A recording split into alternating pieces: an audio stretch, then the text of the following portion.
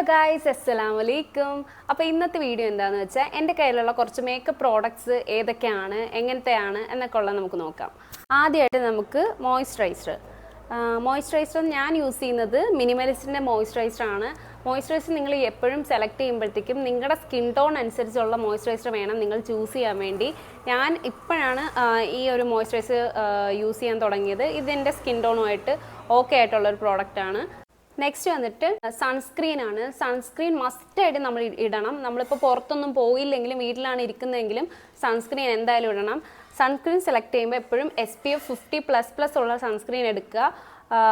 നിങ്ങൾക്ക് ഇഷ്ടമുള്ള സൺസ്ക്രീൻ നിങ്ങൾക്ക് മേടിക്കാം. നിങ്ങളുടെ സ്കിൻ ടോണിന് ചേരുന്ന വൈറ്റ് കാസ്റ്റ് ഒക്കെ കുറഞ്ഞ സൺസ്ക്രീൻ യൂസ് ചെയ്യാം.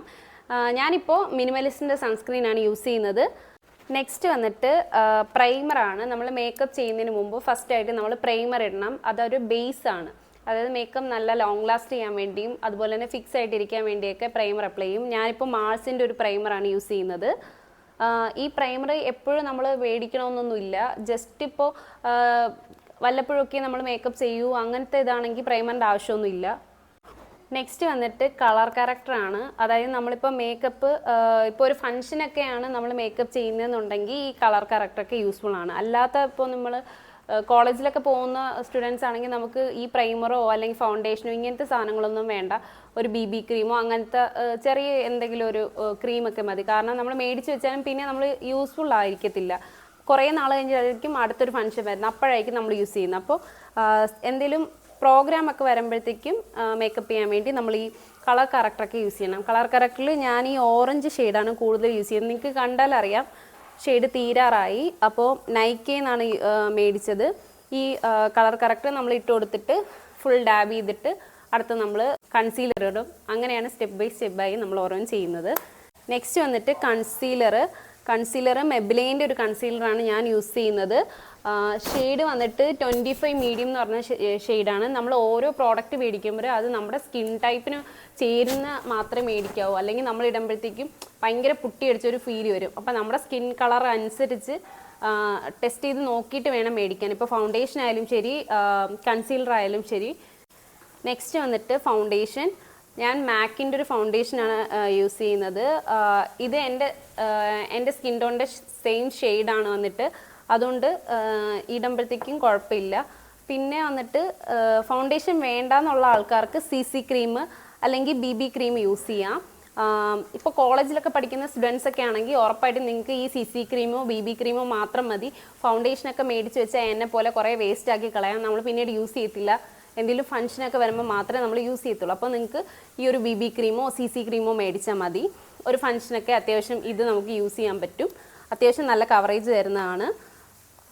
നെക്സ്റ്റ് വന്നിട്ട് എൻവൈബയുടെ ഒരു സ്ട്രോബ് ക്രീമാണ്.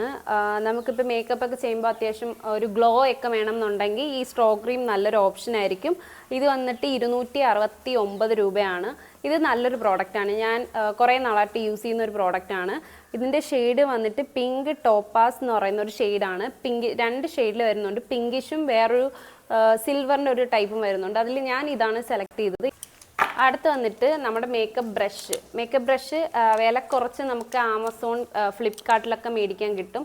ഞാൻ അങ്ങനെ മേടിച്ചിട്ട് എനിക്ക് അതിൻ്റെ അകത്ത് ക്വാളിറ്റി തോന്നാഞ്ഞിട്ട് ഞാൻ കണ്ടുപിടിച്ച് മേടിച്ചതാണ്. മാൾസിൻ്റെ മേക്കപ്പ് ബ്രഷസ് ആണ്. ഇത് ആദ്യമായിട്ട് യൂസ് ചെയ്യുന്നവരാണെങ്കിൽ കൺഫ്യൂഷൻ ഒന്നും ആവത്തില്ല. കാരണം ഇത് എന്ത് യൂസിനുള്ളതാണെന്ന് ഇതിൻ്റെ അകത്ത് എഴുതിയിട്ടുണ്ട്. ഇതെന്ന് പറയുന്ന ഫൗണ്ടേഷൻ ബ്രഷാണ്.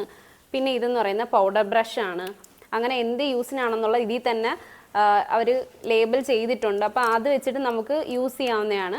ഇത് ഭയങ്കര ക്വാളിറ്റിയുള്ള, അത്യാവശ്യം ഒരു ബിഗിനർ ആയിട്ടുള്ള ഒരു മേക്കപ്പ് ചെയ്യുന്ന ഒരാൾക്ക് ഇത് ഭയങ്കര യൂസ്ഫുൾ ആയിട്ടുള്ള സാധനമാണ്. നല്ലൊരു പ്രോഡക്റ്റാണ്. മാൾസിൻ്റെ ആണ് ഈ ഒരു മേക്കപ്പ് ബ്രഷസ് എന്ന് പറയുന്നത്. ഇത് നല്ല ക്വാളിറ്റി ഉള്ള ബ്രഷാണ്. കുറച്ച് നാളായിട്ട് ഞാൻ യൂസ് ചെയ്തുകൊണ്ടിരിക്കുകയാണ്. നെക്സ്റ്റ് വന്നിട്ട് ഐബ്രോ പാലറ്റാണ്. ഇതാണ് ഐബ്രോ പാലറ്റ്. ഇത് അത്യാവശ്യം 3 ഷെയ്ഡുള്ള ഒരു ഐബ്രോ പാലറ്റാണ്. ഇത് അത്യാവശ്യം ഭയങ്കര റേറ്റ് ഉള്ളതൊന്നുമല്ല, അഫോർഡബിൾ ആയിട്ടുള്ള റേറ്റാണ്. ഭയങ്കര ബ്രാൻഡഡ് ആയിട്ടുള്ള സാധനമൊന്നുമല്ല. ഇത് മതി. അത്യാവശ്യം ബിഗിനർ ആയിട്ടുള്ളവർക്ക് ഈ ഒരു പാലറ്റ് മതി. നെക്സ്റ്റ് വന്നിട്ട് ഐഷാഡോ. ഇതാണ് എൻ്റെ ഐഷാഡോ പാലറ്റ്. ഇതിൻ്റെ അകത്ത് അത്യാവശ്യം ഷെയ്ഡ്സ് ഒക്കെ ഉണ്ട്.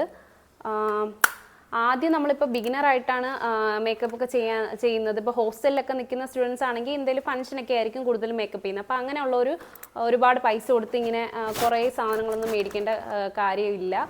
1-2 പ്രോഡക്ട്സ് മാത്രം മതി നമുക്ക്. കാരണം അതും വെച്ച് അഡ്ജസ്റ്റ് ചെയ്ത് നമുക്ക് നല്ലൊരു മേക്കപ്പ് ലുക്ക് ക്രിയേറ്റ് ചെയ്യാൻ പറ്റുന്നതാണ്. നെക്സ്റ്റ് വന്നിട്ട് ലിപ് ലൈനർ. ഞാൻ ഈ സ്വിസ് ബ്യൂട്ടിയുടെ ഒരു ലിപ് ലൈനർ ഒരു പാലറ്റാണ് മേടിച്ചേക്കുന്നത്. ഇത് ഫുൾ കുറേ ഷെയ്ഡ്സ് ഉണ്ട്. നമുക്ക് ഇഷ്ടമുള്ള ഷെയ്ഡിൽ ഉള്ള ലിപ് ലൈനേഴ്സ് യൂസ് ചെയ്യാം. ഡാർക്ക് പിങ്ക് അങ്ങനെ കുറേ ഷെയ്ഡ്സ് ഉണ്ട്. ഇതൊരു ഓഫർ വന്നപ്പോൾ ഞാൻ മേടിച്ചതാണ്. നെക്സ്റ്റ് വന്നിട്ട് എൻവൈബയുടെ ഒരു സെറ്റിംഗ് സ്പ്രേ ആണ്. Shimmer glow fixed pink diamond എന്ന് പറഞ്ഞ ഷെയ്ഡിലുള്ളതാണ്.